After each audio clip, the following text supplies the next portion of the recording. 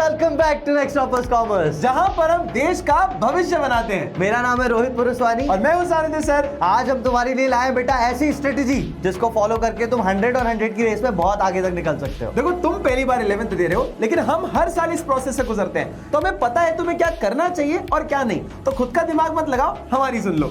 तो हम यहाँ पे पहले ही आपको बता देते हैं कि अभी पहली बार मैं आपको क्या बताने वाला हूँ कि लास्ट मंथ है, और लास्ट मंथ बेटा बहुत ज्यादा काम करने का नहीं होता। It is smart work month. अब ये स्मार्ट वर्क क्या होता है बेटा? गधों की तरह बैठ के 10-10 घंटे पढ़ाई करने का कोई सेंस नहीं बनता है। यहाँ पर क्या है कि आपने पूरा टॉपिक, पूरा का पूरा सिलेबस कवर किया है। अब इसमें एक टॉपिक होगा जो बहुत ज्यादा स्ट्रांग होगा, कुछ टॉपिक्स होंगे जो थोड़े वीक होंगे, और कुछ टॉपिक्स को आपने हाथ ही नहीं लगाया। जिनको हाथ नहीं लगाया उनको हाथ लगाओ। आपको कुछ भी छोड़ के नहीं जाना है एग्जाम में। एग्जाम में एग्जामिनर क्या पूछ लेगा तुम्हें नहीं पता, इसलिए छोड़ना कुछ भी नहीं है एग्जाम में। जो चीज आपने अभी तक नहीं करी उसके एटलीस्ट वन शॉट्स देख लो, 1-2 घंटे देके उसको प्रैक्टिस कर लो, लेकिन छोड़ना कुछ भी नहीं।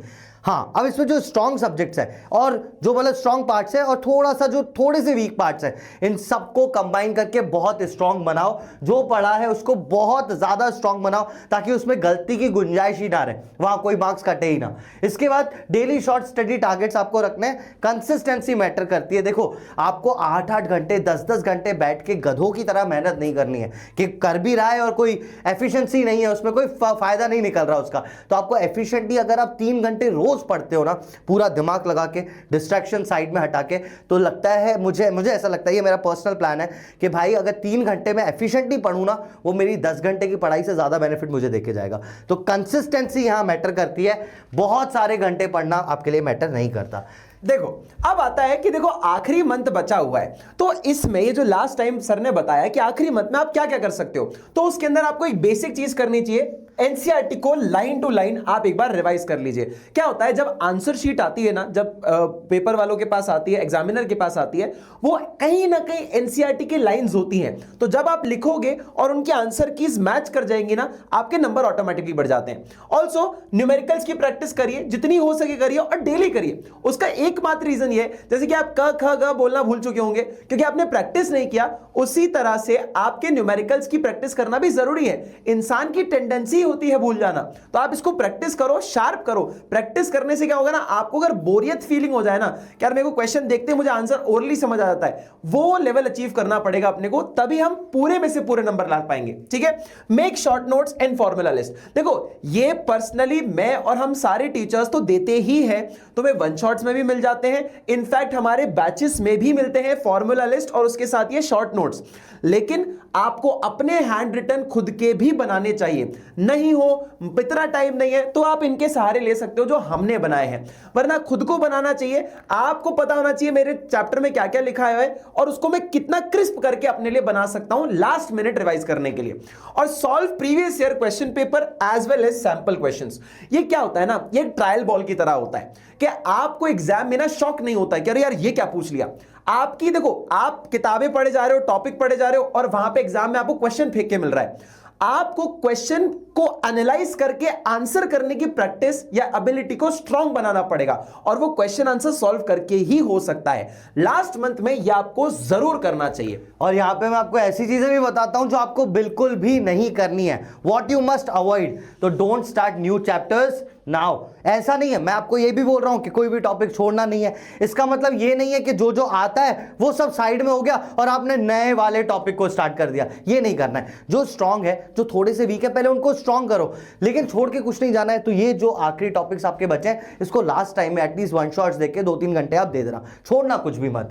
Don't ignore weak topics. Again उस पर थोड़ा सा ज्यादा फोकस करोगे तो वो भी सही हो ही जाएंगे। इसके बाद आता है don't study randomly without a plan and don't sacrifice sleep for late night study. देखो बेटा, अभी एक टाइम ऐसा आ गया है जहां पे आपको अपना प्लान, आपका शेड्यूल फॉलो करना ही चाहिए। अभी आप रैंडमली सुबह उठ के ये नहीं सोच सकते कि मैं ठीक है पढ़ लूंगा, खाना खाने के बाद पढ़ लूंगा, या ठीक है मैं थोड़ा सा वॉक करके आ जाता हूं फिर पढ़ लूंगा, थोड़ी देर इंस्टाग्राम चला लेता हूं। ये सब का टाइम गया। अब you have to plan your day. भाई मैं 8 बजे उठूंगा, 9 बजे उठूंगा, स्कूल जाऊंगा, वहां से वापस आऊंगा, 1 घंटे का रेस्ट लूंगा, 4 घंटे लगातार पढ़ाई करूंगा, देन बैच की कोई क्लास है तो मैं वो लूंगा, देन मैं अपने नोट्स बनाऊंगा या जो कर लिया है उसको रिवाइज करूंगा। ये सारी चीजें जो मैंने बोली ना, ये आपके शेड्यूल में होनी चाहिए और उसके हिसाब से ही आपको आगे की पढ़ाई करनी है। रैंडमली यहां वहां मत भागना आप। देखो अब होता क्या है, जैसे एज मेंशन कि आपके लिए नींद बहुत इंपॉर्टेंट है। 40% तक आपकी एफिशिएंसी गिर जाती है अगर आप ढंग से रेस्ट नहीं ले रहे हैं तो। इसीलिए एक स्मॉल सा डेली रूटीन हमने बनाया तुम्हारे लिए। ये आप जनरली कोई भी इंसान फॉलो कर सकता है, जो स्कूल जाता हो, जो स्कूल की छुट्टी ले रहा हो, या सब कर सकते हैं। 2-3 घंटा रिवीजन करिए, पढ़ाई करिए, अपनी प्रैक्टिस करिए, ठीक है। 1 घंटा वो न्यूमेरिकल क्वेश्चंस की प्रैक्टिस करिए। कई बार आप लोग पता है क्या होता है, थ्योरी सब्जेक्ट में ऐसा मान लेते हो कि अकाउंट्स में तो आप प्रैक्टिस करके ही पढ़ सकते हो। इकोनॉमिक्स और बिजनेस में ऐसे सब्जेक्ट्स हैं और कुछ ऑप्शनल सब्जेक्ट भी होंगे, उनको आप लिखते ही नहीं हो। आपको लगता है ये इजी है, ये तो हो जाएगा, पर आपने कभी लिखा ही नहीं। आप कुछ भी लिख कर आते हो और आपके नंबर उतने मिलते नहीं है। तो इसकी प्रैक्टिस आपको करनी चाहिए। आप आराम से आधा घंटा 1 घंटा करिए किसी और की प्रैक्टिस, और उसके साथ साथ दूसरे सब्जेक्ट्स की भी राइटिंग प्रैक्टिस करिए।